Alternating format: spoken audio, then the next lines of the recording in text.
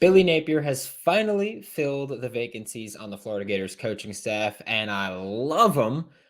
And I'm going to tell you why here on Locked On Gators. You are Locked On Gators, your daily podcast on the Florida Gators. Part of the Locked On Podcast Network, your team every day.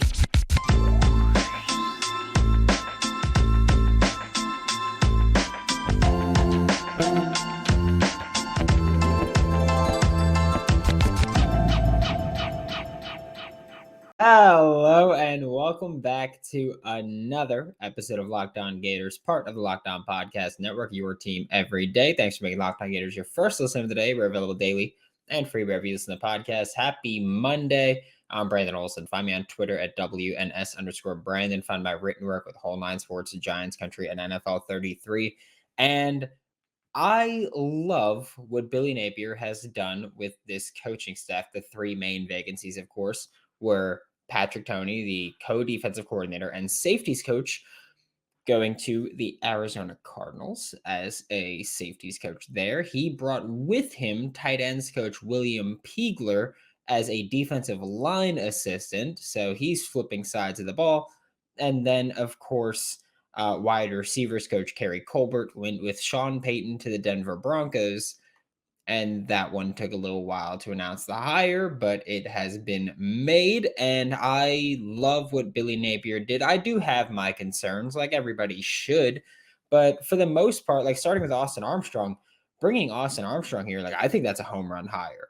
I just think that when you look at what Austin Armstrong has done in his career, how quickly he's kind of gone up the ranks, where he's worked is incredibly impressive. He's worked under some of the best football minds on the planet. Like, I don't care if you're an Auburn or a Baylor fan and you, for whatever reason, dislike Ron Roberts. Like, I know many Baylor fans do. Spoiler alert, Baylor fans. Dave Aranda was the one that called your defense, not Ron Roberts. So whether you dislike Ron Roberts, he's a fantastic mind. He's changed the game of football in recent years. Whether you're talking about, again, whether or not you like them or not, Kirby Smart, great football mind. Dan Lanning, great football mind. I mean, Nick Saban hired this freaking guy. So Austin Armstrong is a phenomenal football mind with a resume and a reputation in the coaching world where whether or not you or I know of him, that doesn't matter. What matters is that he's here.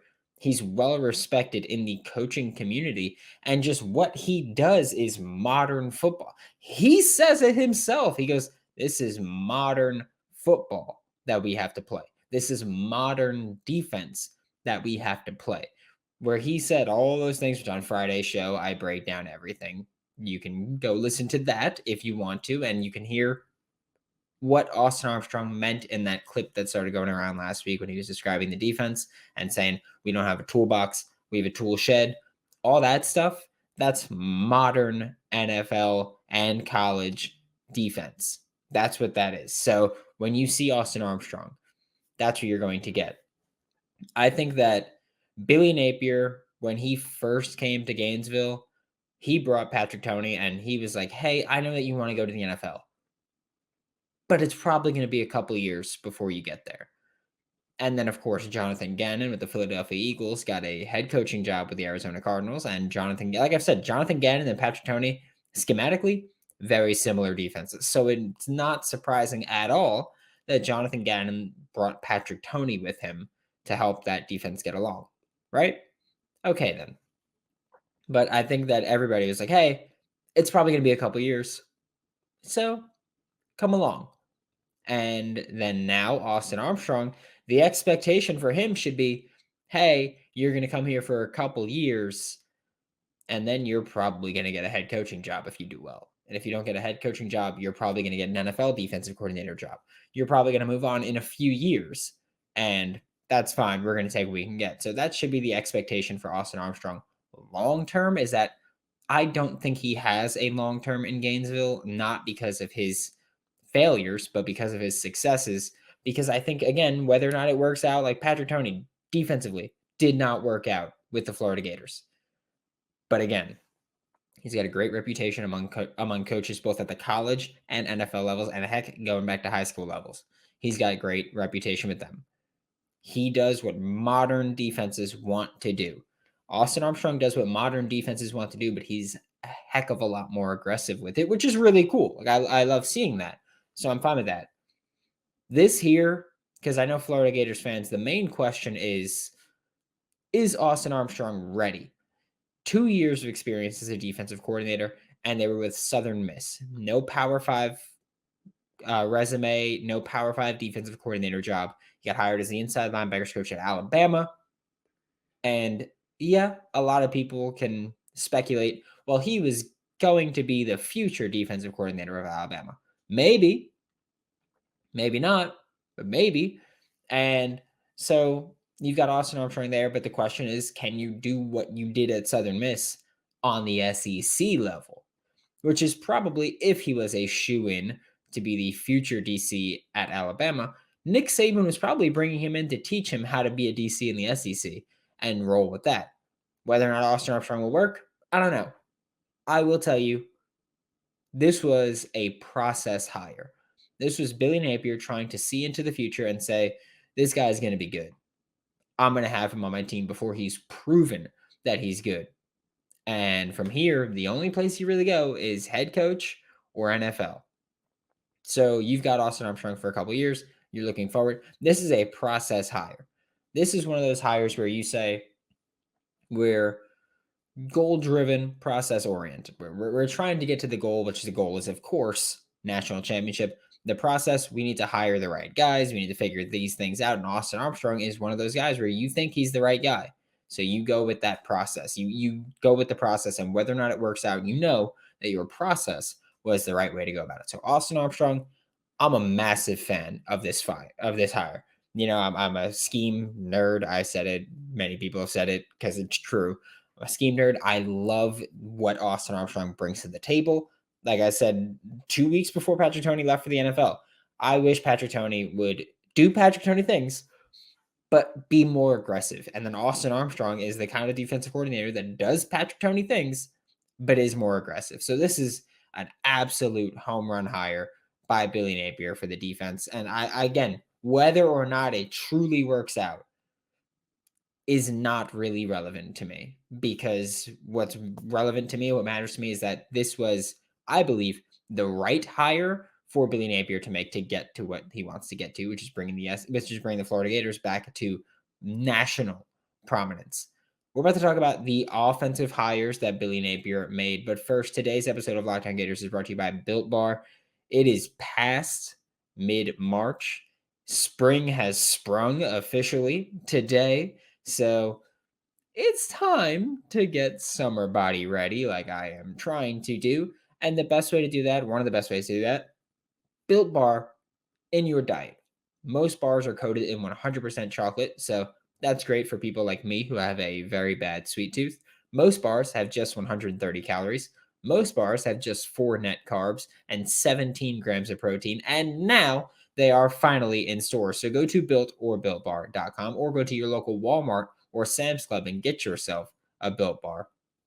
Thanks again for making Locked On Gators your first listen of the day. We're available daily and free wherever you listen to podcasts. And now we're going to talk about the offensive hires, but we're going to start with tight end because William Peagler was the second assistant coach to leave. He went with Patrick Toney to the Arizona Cardinals. And it took a little while, but Billy Napier figured out who he was going to have as his tight end coach, and it was Russ Callaway, which this is an interesting one for me because this is probably the one that I'm most skeptical of, or not even probably. Russ Callaway being the tight ends coach is the hire from this cycle that I am most skeptical of for the Florida Gators. It's maybe the biggest what does he bring to the table kind of hire, because he's been a quarterback coach, he's been a wide receivers coach, he's been an offensive coordinator, he's been a man of many hats. He's never been a tight ends coach. And I think tight end is probably the main position where you bring someone in that hasn't had experience and you can kind of go, okay, like they'll figure it out because you get help. You get to dip into the offensive line pool. You get to dip into the wide receiver pool. You get to do these things. So you can get better help as a tight end coach, which is one of the reasons that I think a lot of people will hire someone who's not proven as a tight ends coach to be the tight ends coach. I think that by default, he's a better position coach than William Peagler. William Peagler again was a first year tight ends coach. He'd been a running backs coach before that. His main trait was recruiting. So I do think that as a pure position coach, and I mean position coach, I don't mean the recruiting part of this. I mean these are the guys we have at tight end. I'm going to make the most of them. That I think that Russ Callaway will be better than William Peagler. He's got more experience as a coach. He's got more, we'll say, versatility as a coach. I will say I do think it's going to be very hard to replace what William Peagler did on the recruiting trail because, yeah, tight end for 2023. Florida didn't bring in a tight end for 2023 unless you count Tony Livingston, who is actually with the 2022 class, but he basically reclassified. I believe he gray shirted is the actual term, but he basically reclassified backwards. But William Peagler had his hand in a lot of recruiting, especially on the defensive side of the ball. He recruited a lot of guys. That's been William Peagler's big trait is his recruiting potential, which is also why I'm confused the NFL went for him. But William Peagler has been one heck of a recruiter the entire time, and he's going to be difficult to replace. But again, I think as a pure position coach standpoint, you're improving. And honestly, I think given what the tight end position brought to the table last season, I'm cool with that trade. Like if we take a bit of a worse recruiter, but a considerably better position coach, that's fine with me. Like I don't have an issue with that at all. But also, Russ Callaway will probably have his hand in multiple position groups as far as recruiting goes, like William Peagler did, like other assistant coaches have done as well. One thing that for Russ Callaway that I am interested in seeing is really the benefit that he brings to these tight ends in the passing game. Like I've mentioned, QB coach, wide receiver coach, OC, he's got to bring a lot to the table. So him being there with this group of tight ends, I'm interested to see what happens. Like having a former wide receivers coach as your tight ends coach probably gives your tight ends the benefit to learning a little more of a nuanced way to run routes and operate there. And having a QB coach and an offensive coordinator, that means that your tight ends, football IQ wise, are probably going to improve a bit. And when you see zone coverage, they're probably going to learn how to just cut off routes into the soft spot of the zone and try to take advantage that way. So they could find the underneath area that's open and sit there. I'm curious to see if that's something that they have the freedom to do, but with someone who's coached quarterbacks, coached receivers, coached as an offensive coordinator. I'm curious to see if he's going to help these tight ends become more involved in the passing game. I think they did a pretty good job as run blockers last year. And even when they were asked to pass protection, or when they were asked to operate in pass pro, I think they did a good job. But I'm curious to see as route runners how they evolve because they were not good last year. Dante Sanders could be a combination this year of working with Russ Callaway, could be a combination of losing another 21 pounds to find success. Who knows? Personally, I'm down to figure it out. Like I'm fine finding out what happens. But Russ Callaway, I think, is the biggest what does he bring to the table hire because he's been QB, wide receiver, OC, never tight end. How will all of his experience translate to coaching tight ends? So I think that's an interesting one. Losing William Peagler as a recruiter, like I said, does kind of suck. But it's also important to note that Florida in 2023 did not pursue tight ends frequently. They have offered, I believe they've offered 2 tight ends in the past week. So I'm curious. Okay, they're going after tight ends. What's that going to look like on the recruiting trail? What will the 2024 class look like? What kind of tight ends will they bring in? How will the younger guys develop? How will Arlis Boardingham, who, by the way, Arlis Boardingham, wide receiver, tight end type hybrid. How will he operate under a wide receivers coach that's working at the tight ends coach? Hayden Hansen, an inline tight end. How will he work? And I'm naming these guys because they're 2022 guys. They're young guys. So how will Hayden Hansen operate when he's a quarterback turned tight end?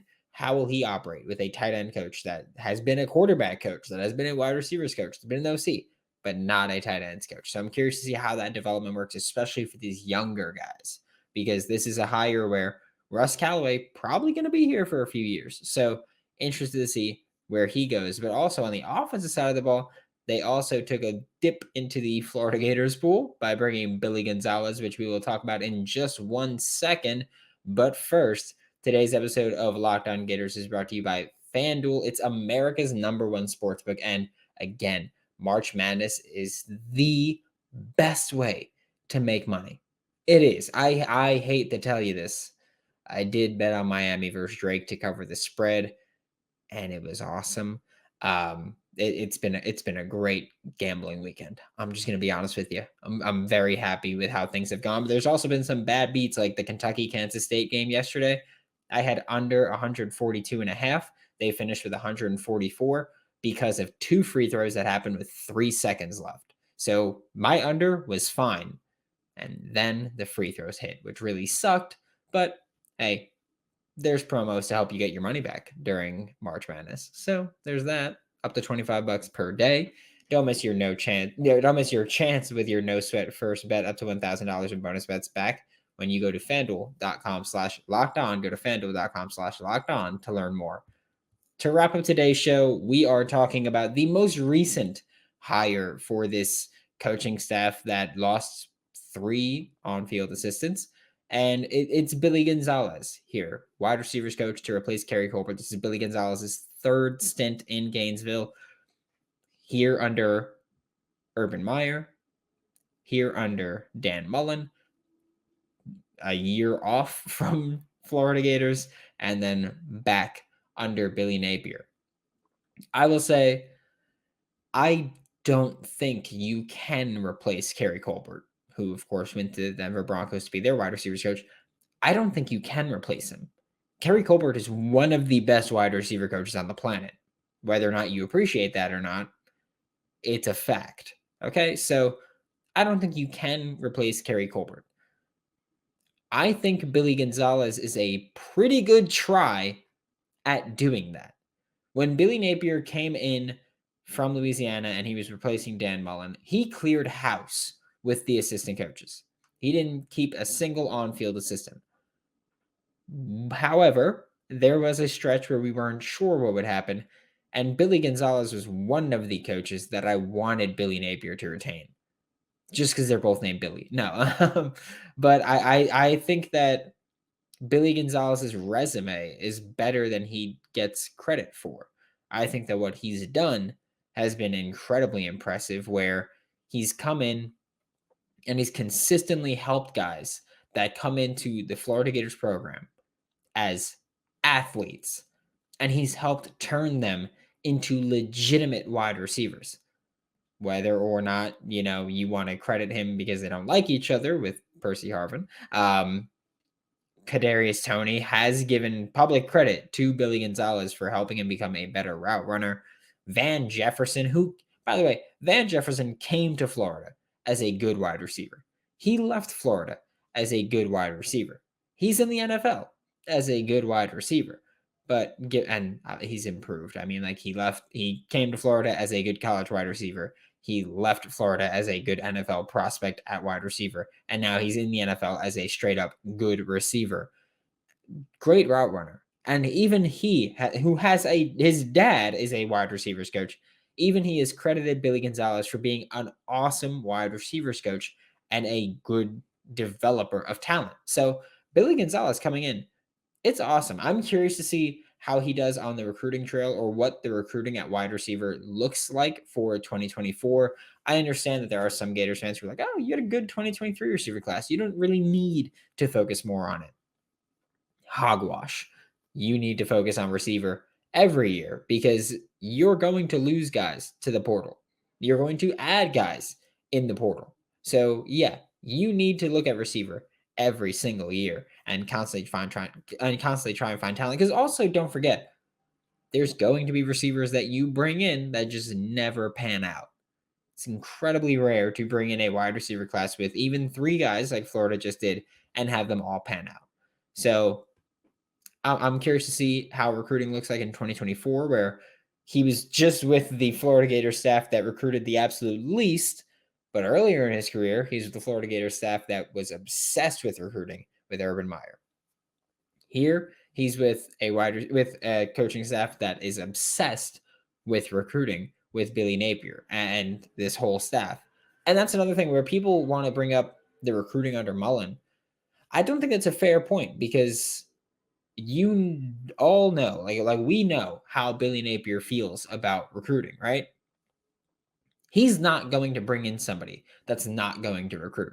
He's not going to bring someone to the program that is a bad recruiter because he understands, like he said before, this is a talent acquisition business. You've heard it. I've heard it. This is a talent acquisition business. We need to acquire talent. Billy Napier's not going to say that and then go bring in someone who doesn't want to acquire talent. So there's that. I will also say that for 2023, the new guys that came in, your Aiden Mizell, your Eugene Wilson III, your Andy Jean, that's going to be great to see them develop. Because like I've said, Billy Gonzalez is a great developer at wide receiver. So is Kerry Colbert, by the way. Like Kerry Colbert was probably a better developer and better recruiter because Kerry Colbert, like I said, one of the best wide receiver coaches on the planet. So yeah, it would have been awesome to see Kerry Colbert get to work with Aiden Mizell, Eugene Wilson III, Andy Jean, but we're not going to. Instead, we're seeing someone that we also know is a proven developer of talent at wide receiver in Billy Gonzalez. So I can't wait to see how they work. And I'm especially interested in seeing Aiden Mizell's development because, you know, Eugene Wilson is already a slick route runner. He's already smooth with that. Andy Jean is making strides already. Aiden Mizell needs to add a little weight. He's incredibly fast. So I'm curious to see that elite speed working with a developer like Billy Gonzalez once again, because we've seen what Billy Gonzalez can do with elite speed and how he can help them become better route runners and become more proven and more fluid route runners. So I'm very curious to see how that one works out. But that's it for me. I'm a big fan of these hires. Thanks for making Locked On Gators your first listen of the day every day. We're available daily and free wherever you listen to the podcast. We'll be back tomorrow to talk more Florida Gators. For Locked On Gators, I'm Brandon Olson. Don't forget to follow me on Twitter at WNS_Brandon. Find all my written work with Whole Nine Sports, Giants Country, and NFL 33. And I will see you all tomorrow.